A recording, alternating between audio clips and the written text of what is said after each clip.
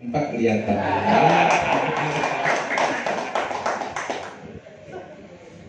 Nyun sewu dalam. Bismillahirrahmanirrahim. Assalamualaikum warahmatullahi wabarakatuh. Waalaikumsalam. Alhamdulillah wasyukurillah la haula wala quwata illa billah. Kita bersyukur kepada Allah. Monggo sareng-sareng kita baca tahmid alhamdulillahirabbil alamin. Kita dipertemukan dalam silaturahim dan keadaan sehat walafiat. Mudah-mudahan Bapak Ibu, para ustadz, para ustadzah selalu dijaga oleh Allah dengan umur panjang yang berkah, sehat walafiat, dan senantiasa semakin dekat dengan Allah Subhanahu wa Ta'ala. Salam salam tidak lupa kita sampaikan kepada Rasulullah Muhammad sallallahu alaihi wasallam. Boten-botenipun kanthi maos sholawat Allahumma sholli ala Muhammad. Panjenengan Kiai Dr. Badarudin ini guru kula wonten Madrasah Aliyah Negeri Karanganyar. Riyen galak napa mboten mboten. Lajeng guru kula di Fakultas Tarbiyah nggih, Ustaz Muhammadiyah Surakarta di Karanganyar yang sekarang menjadi Darul Arqam. Walaupun gitu ya, tadi disebut saya Dokter Andes, sebenarnya tidak S1. Dokter Andes kan S1, Bapak Dokter Samsi. Saya S3. SD, SMP, SMA. Karena saya Fakultas Tarbiyah itu hanya semester 3. Jadi semester 3 terlanjur karena bekerja sambil kuliah, akhirnya semester 3 itu terlanjur promosi di Pekalongan, sehingga yang niatnya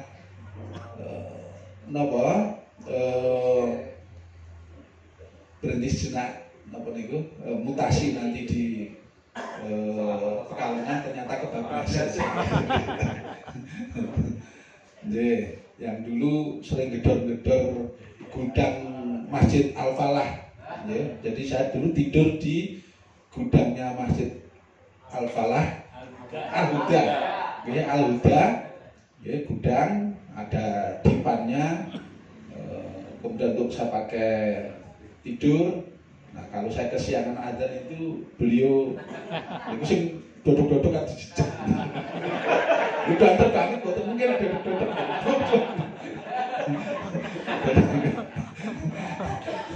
Dan ketika ada orang meninggal, dipan itu dipinjam, dodoki malam jam 12, dodoki dipinjam untuk mandikan orang meninggal. Itu kenangan yang tidak. Matur nuwun. Dokter Samsi, Ibu Dewi, Mas Rusli. Nah, ini teman seperjuangan di Lubang tahun 80-an, 586 ngaten nggih, sak menika di Jumanton Hanjumam pensiun sekolah SMA. Nggih, beliau sekolahnya lancar, kula sekolahnya ora lancar. Nggih, tentunya beliau sukses sekolahnya, kula mboten sukses sekolahnya.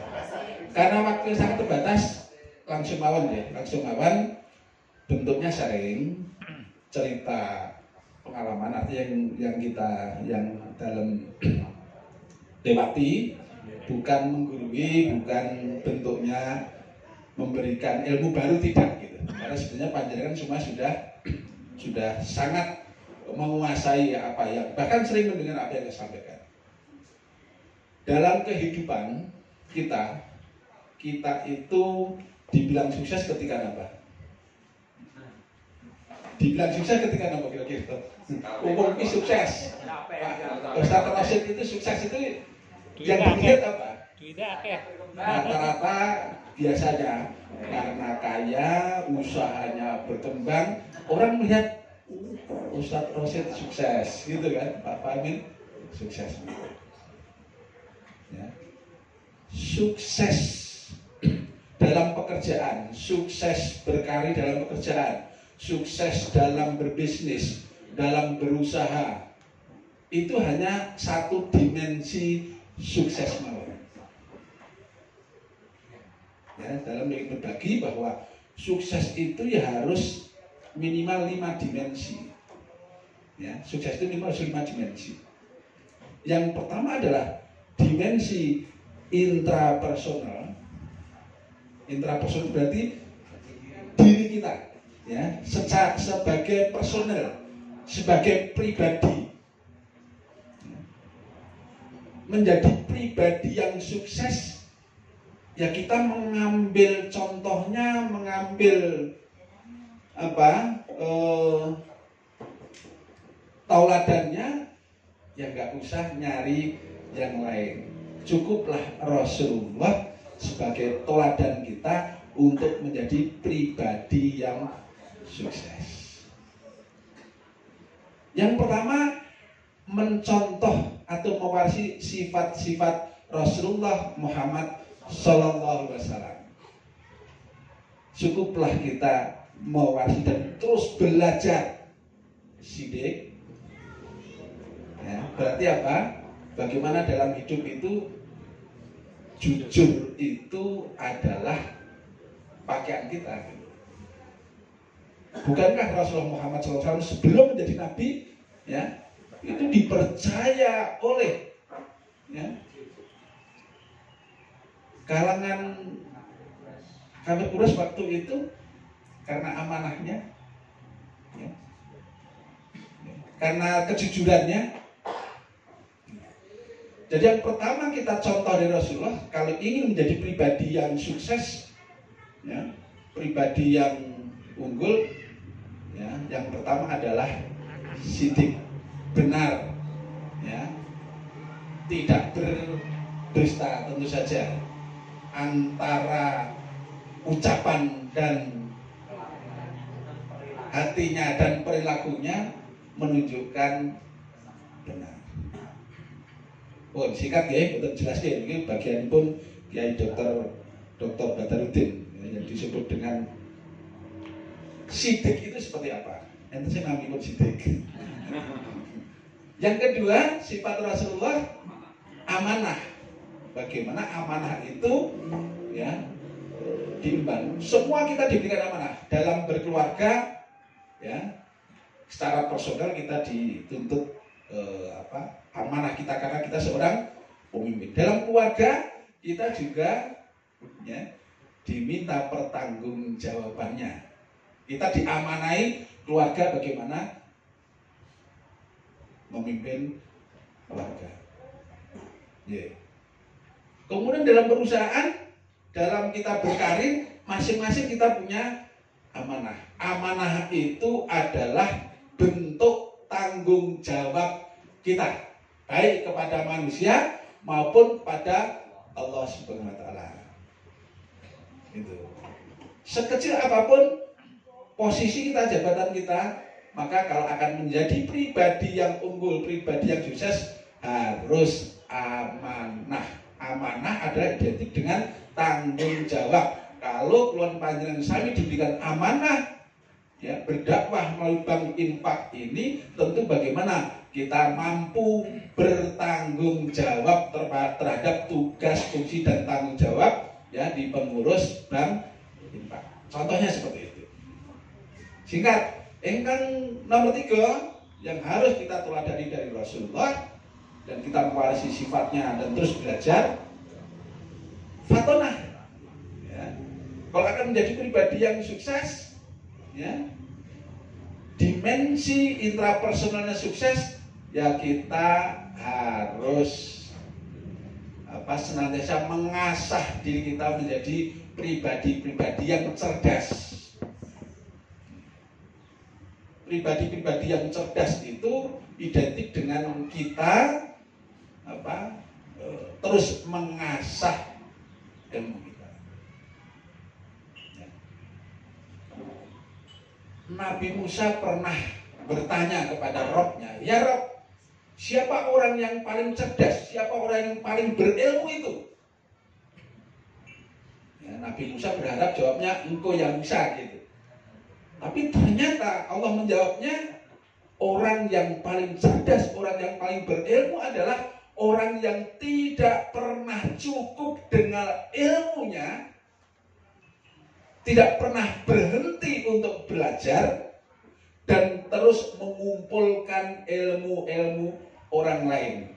Bahkan kita bisa mengumpulkan, bisa mengambil ilmu dari orang-orang yang kita anggap di bawah kita. Budikan itu bisa mengambil ilmu dari murid-muridnya.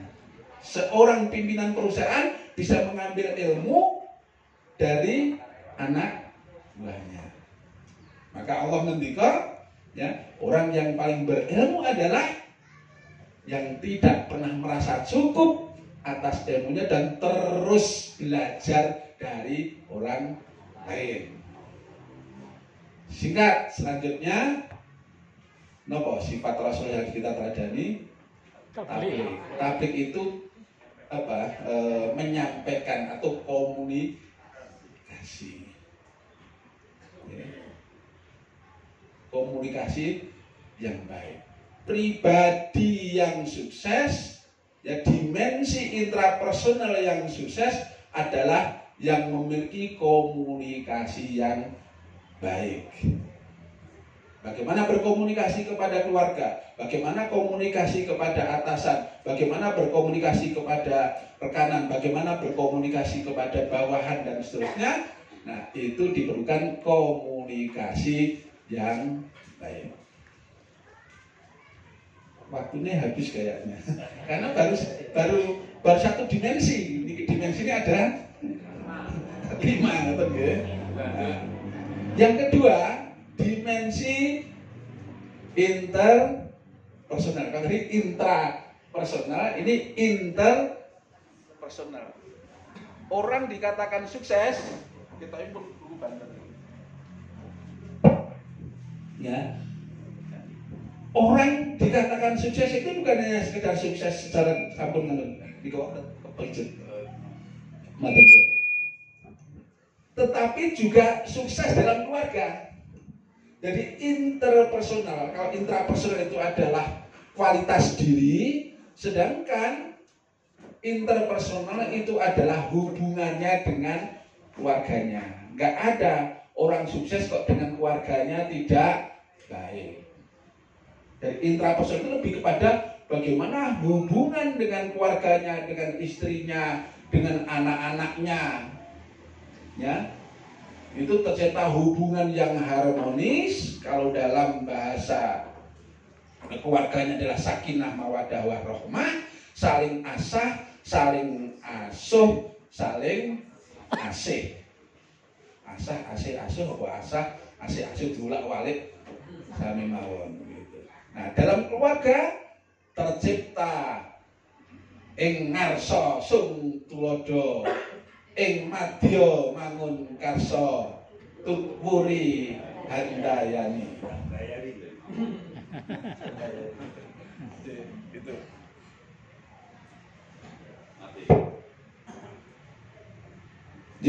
Itu kita enggak ada orang sukses yang tidak didukung oleh keluarga. Jadi rata-rata orang sukses itu didukung oleh keluarganya karena hubungan keluarganya baik. Nah, ketika misalkan ada seorang laki-laki yang sukses, pasti ada perempuan yang sukses. Sering kita dengar ini. Bukan berarti perempuannya harus banyak.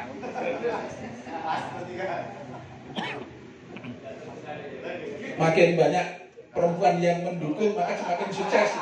Rumusan bukan. Artinya di belakang seorang laki-laki yang sukses pasti ada wanita yang hebat. Wanita-wanita.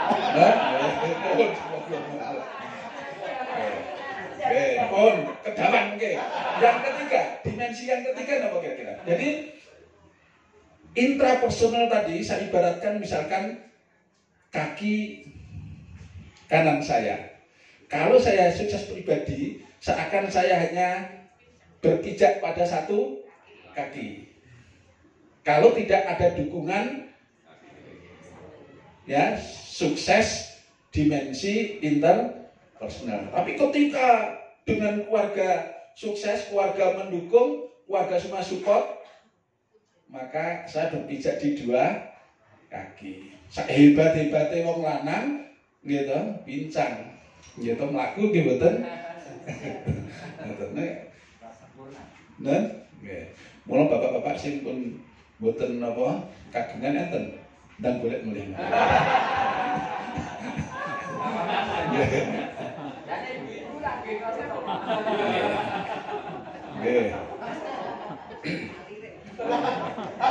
Kemudian kalau tadi saya datangkan ini, maka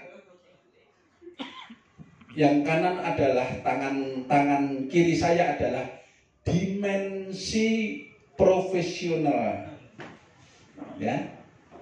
Jadi kalau kita bekerja sebagai karyawan berarti berkarir, ya, dengan baik, sukses berkarir. Kalau kita sebagai pengusaha menjadi pengusaha yang sukses, itu adalah dimensi sukses secara profesional, artinya sukses dalam ekonomi. Nah, ketika kita mengatakan sukses dimensi profesional, maka ya kalau kita bekerja atau kita misalkan berusaha, maka harus ada knowledge, pengetahuan tentang pekerjaan yang kita lakukan, ada skill, ada keterampilan, keahlian yang kita lakukan. Kemudian kita juga menganut, ya, dasar-dasar manajemen yang baik, bagaimana menjalankan usaha dengan good corporate governance, dengan tata kelola perusahaan yang baik dan sebagainya. Intinya sukses dalam berbisnis, sukses dalam bekerja, sukses berorganisasi, sukses berkarir dan sebagainya, ya, dimensi profesional yang tadi kita katakan. Sekarang kita melihat orang itu sukses karena apa? Kaya, usahanya banyak, bisnisnya berkembang dan sebagainya. Hanya satu sisi, tangan kiri ini, gitu. Ya, yang tangan kiri ini, bisnis ini, usaha ini, karir ini tidak berkembang, tidak sukses kalau tidak ditopang dari intrapersonal yang baik dan interpersonal yang baik.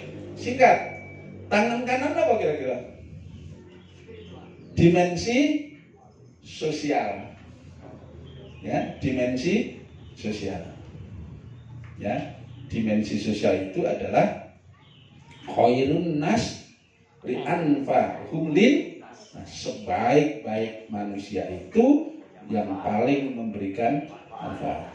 Kita sukses bisnisnya, sukses karirnya, jabatannya sudah sundul langit gitu.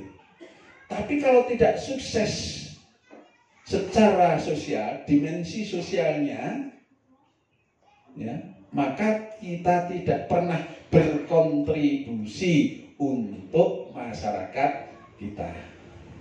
Maka boleh dibilang orang yang paling sukses adalah orang yang paling banyak kontribusinya kepada masyarakat, umat, bangsa, negara, agama dan sebagainya. Kalau kita hanya melihat satu dimensi saja gitu, ya. Dimensi yang terakhir apa kira-kira Bapak Ibu?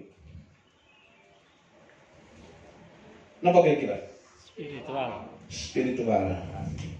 Oke, kepala. Ini spiritual gitu. Semuanya ujungnya adalah hablum minallah.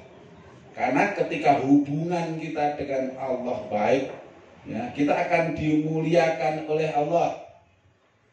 Inna akramakum indallahi, bahwa orang yang paling mulia di sisi Allah adalah orang yang paling bertakwa.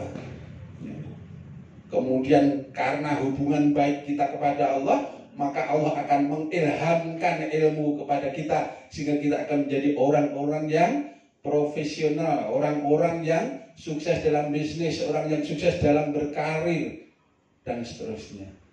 Ya. Ketika ada permasalahan, maka kita cukup iyyaka na'budu wa iyyaka nasta'in, hanya Allah yang kita sembah dan Allah tempat kita mohon pertolongan. Ketika kita ditimpa ujian dalam berbisnis dalam apapun, wasta'inu bisobri wassalah, ya, innallaha ma'as-sabirin, maka mintalah tolong kepada Allah dengan sabar dan sholat. Kita tidak pernah bergantung kepada selain Allah, karena kita Allahus Samad, Allah tempatnya satu-satunya tempat bergantung kita. Boleh mengatakan singkat karena dibatasi waktunya. Biasanya nek kula ngoceh ngeten iki ya, tadi saya jam 5 sampai dengan jam 7. Ya, seharusnya sampai jam 8 gitu karena ada acara di sini. Saya batasi sampai jam 7. Tadi ngoceh dengan santri Muslimah Quranic Center Al Aziz.